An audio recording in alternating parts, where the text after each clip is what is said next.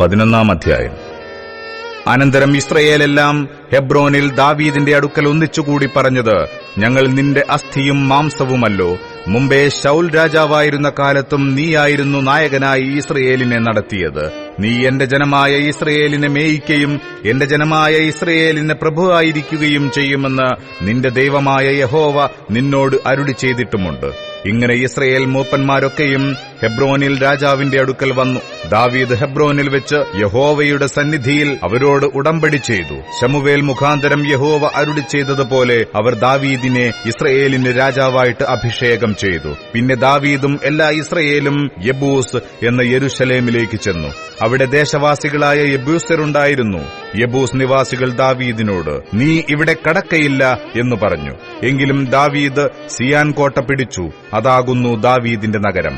എന്നാൽ ദാവീദ്, ആരെങ്കിലും യെബൂസ്യരെ ആദ്യം തോൽപ്പിച്ചാൽ അവൻ തലവനും സേനാധിപതിയുമായിരിക്കും എന്ന് പറഞ്ഞു. അങ്ങനെ സെരൂയയുടെ മകൻ യോവാബ് ആദ്യം കയറിച്ചെന്ന് തലവനായിത്തീർന്നു.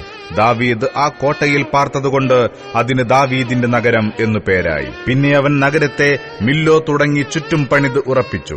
നഗരത്തിന്റെ ശേഷമുള്ള ഭാഗം യോവാബ് കേടുതീർത്തു. സൈന്യങ്ങളുടെ യഹോവ തന്നോടുകൂടെ ഉണ്ടായിരുന്നതിനാൽ ദാവീദ് മേൽക്കുമേൽ പ്രബലനായിത്തീർന്നു. ദാവീദിനുണ്ടായിരുന്ന പ്രധാന വീരന്മാരാവിത്. ഇസ്രായേലിനെക്കുറിച്ചുള്ള യഹോവയുടെ വചനപ്രകാരം അവനെ രാജാവാക്കേണ്ടതിന് അവൻ എല്ലാ ഇസ്രായേലുമായി രാജ്യത്വം സംബന്ധിച്ച് അവന്റെ പക്ഷം മുറുകെ പിടിച്ചു. ദാവീദിനുണ്ടായിരുന്ന വീരന്മാരുടെ സംഖ്യയാവിത്. 30 പേരിൽ പ്രധാനിയായി ഒരു ഹകമോന്യന്റെ മകനായ യാശോബെയാം. അവൻ 300 പേരുടെ നേരെ കുന്തമോങ്ങി ഒരേ സമയത്ത് അവരെ കൊന്നുകളഞ്ഞു. അവന്റെ ശേഷം അഹോഹ്യനായ ദോദോവിന്റെ മകൻ എലെയാസാർ. അവൻ 3 വീരന്മാരിൽ ഒരുത്തനായിരുന്നു. ഫെലിസ്ത്യർ പസ്ദമ്മീമിൽ യുദ്ധത്തിന് കൂടിയപ്പോൾ അവൻ അവിടെ ദാവീദിനോടുകൂടെയുണ്ടായിരുന്നു. അവിടെ യവം നിറഞ്ഞ ഒരു വയലുണ്ടായിരുന്നു. പടജ്ജനം ഫെലിസ്ത്യരുടെ മുമ്പിൽ നിന്ന് ഓടിപ്പോയി. എന്നാൽ അവർ ആ വയലിന്റെ മധ്യേ നിന്ന് അതിനെ കാത്തു ഫെലിസ്ത്യരെ വെട്ടിക്കളഞ്ഞു. യഹോവ അവർക്ക് വലിയൊരു ജയം നൽകി. ഒരിക്കൽ ഫെലിസ്ത്യരുടെ സൈന്യം രഫായീം താഴ്വരയിൽ പാളയം ഇറങ്ങിയിരിക്കുമ്പോൾ 30 തലവന്മാരിൽ 3 പേർ പാറയിങ്കൽ അദുല്ലാം ഗുഹയിൽ ദാവീദിന്റെ അടുക്കൽ ചെന്നു. അന്ന് ദാവീദ് ദുർഗത്തിലായിരുന്നു. ഫെലിസ്ത്യർക്ക് അക്കാലത്ത് ബത്ലഹേമിൽ ഒരു കാവൽ പട്ടാളമുണ്ടായിരുന്നു. ബേത്ലഹേം പട്ടണവാതിൽക്കലെ കിണറ്റിൽ നിന്ന് വെള്ളം എനിക്ക് കുടിപ്പാൻ ആർ കൊണ്ടുവന്നു തരും എന്ന് ദാവീദ് ആർത്തിപ്പൂണ്ടു പറഞ്ഞു.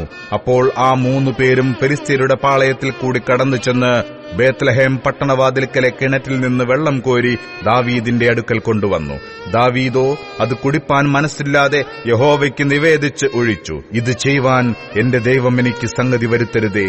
തങ്ങളുടെ പ്രാണനെ ഉപേക്ഷിച്ചു പോയ പുരുഷന്മാരുടെ രക്തം ഞാൻ കുടിക്കയോ? അവർ തങ്ങളുടെ പ്രാണനെ ഉപേക്ഷിച്ചല്ലോ അത് കൊണ്ടുവന്നിരിക്കുന്നത് എന്നു പറഞ്ഞു. അതുകൊണ്ട് അവന് അത് കുടിപ്പാൻ മനസ്സായില്ല. ഇതാകുന്നു ആ 3 വീരന്മാർ ചെയ്തത്. യോവാവിന്റെ സഹോദരനായ അബീശായി മൂവരിൽ തലവനായിരുന്നു. അവൻ 300 പേരുടെ നേരെ കുന്തമോങ്ങി അവരെ കൊന്നു. അതുകൊണ്ട് അവൻ ആ മൂവരിൽ വെച്ച് കീർത്തി പ്രാപിച്ചു. ഈ മൂവരിൽ 2 പേരെക്കാൾ അധികം മാനം അവൻ പ്രാപിച്ച് അവർക്ക് നായകനായിത്തീർന്നു. എന്നാൽ അവൻ മറ്റേ മൂവരോളം വരികയില്ല. കബ്സേലിൽ ഒരു പരാക്രമശാലിയുടെ മകനായ യഹോയാദയുടെ മകനായ ബെനായാവും വീര്യപ്രവൃത്തികൾ ചെയ്തു. അവൻ മോവാബിലെ അരീയേലിന്റെ 2 പുത്രന്മാരെ സംഹരിച്ചതല്ലാതെ ഹിമകാലത്ത് ഒരു ഗുഹയിൽ ചെന്ന് ഒരു സിംഹത്തെയും കൊന്നുകളഞ്ഞു. അവൻ 5 മുഴം പൊക്കമുള്ള ദീർഘകായനായൊരു മിസ്രയീമിനെയും സംഹരിച്ചു. ആ മിസ്രയീമിന്റെ കയ്യിൽ നെയ്ത്തുകാരന്റെ പടപ്പുതടി പോലെ ഒരു കുന്തമുണ്ടായിരുന്നു. ഇവനോ ഒരു വടിയും കൊണ്ട് അവന്റെ അടുക്കൽ ചെന്ന് മിസ്രയീമിന്റെ കയ്യിൽ നിന്ന് കുന്തം പിടിച്ചുപറിച്ച് കുന്തം കൊണ്ട് അവനെ കൊന്നുകളഞ്ഞു. ഇവ യഹോയാദയുടെ മകനായ ബെനായാവ് ചെയ്തു. 3 വീരന്മാരിൽ വെച്ച് കീർത്തി പ്രാപിച്ചു.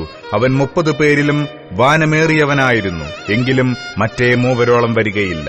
ദാവീദ് അവനെ അകമ്പടി നായകനാക്കി. സൈന്യത്തിലെ വീരന്മാരോ യോവോവിന്റെ സഹോദരനായ അസാഹേൽ, ബേത്ലഹേമ്യനായ ദോദോവിന്റെ മകൻ എൽഹാനാൻ, ഹരോര്യനായ ശമ്മോത്ത്, പെലോന്യനായ ഹേലസ്, തെക്കോവ്യനായ ഇക്കേഷിന്റെ മകൻ ഈര, അനാഥോത്യനായ അബിയേസർ, ഹൂഷാത്യനായ സിബഖായി, അഹോഹ്യനായ ഈലായി, നെതോഫാത്യനായ മഹരായി, നെതോഫാത്യനായ ബാനയുടെ മകൻ ഹേലദ്, ബെന്യാമീനരുടെ ഗിബയയിൽ നിന്നുള്ള ദീബായിയുടെ മകൻ ഈഥായി, പരാധോന്യനായ ബെനായാവ്, നഹലേഗാഷിൽ നിന്നുള്ള ഹൂരായി, അർബാത്യനായ അബിയേൽ, ബഗരൂമ്യനായ അസ്മാവത്ത്, ഷെയൽബോന്യനായ എല്ലിഹ്ബ, ഗീസോന്യനായ ഹശേമിന്റെ പുത്രന്മാർ, ഹരാരിനായ ഷാഗേയുടെ മകൻ യോനാഥാൻ, ഹരാന്യനായ സാഖാരിന്റെ മകൻ അഹിയാം, ഊരിന്റെ മകൻ എലീഫാൽ, മെഖരാഥ്യനായ ഹേഫർ, പെലോന്യനായ അഹിയാവ്, കർമ്മേല്യനായ ഹെസ്രോ, ഹെസ്ബായിയുടെ മകൻ നയരായി,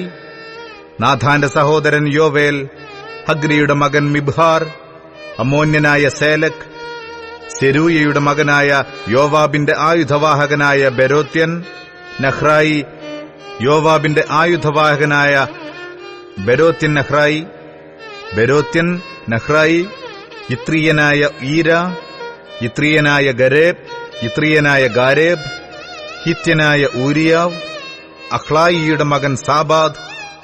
രൂബേന്യരുടെ സേനാപതിയും 30 പേർ അകമ്പടിയുള്ളവനുമായി രൂബേന്യനായ ഷീസയുടെ മകൻ അദീന, മയഖയുടെ മകൻ ഹാനാൻ, മിത്ന്യനായ യോശാഫാത്ത്, അസ്തരാത്യനായ ഉസ്സീയാവ്, അരോവേര്യനായ ഹോഥാമിന്റെ പുത്രന്മാരായ ഷാമ, യെയീയേൽ, ശൃമിയുടെ മകനായ യദീയേൽ, തീസ്യനായി അവന്റെ സഹോദരനായ യോഹ, മഹൈവനായ എലീയേൽ, എൽനാമിന്റെ പുത്രന്മാരായ യെരീബായി, യോശവ്യാവ്, മോവാബിൻ യിത്മ, ഏലിയേൽ, മെസോബ്യനായ യാസീയേൽ എന്നിവർ തന്നെ.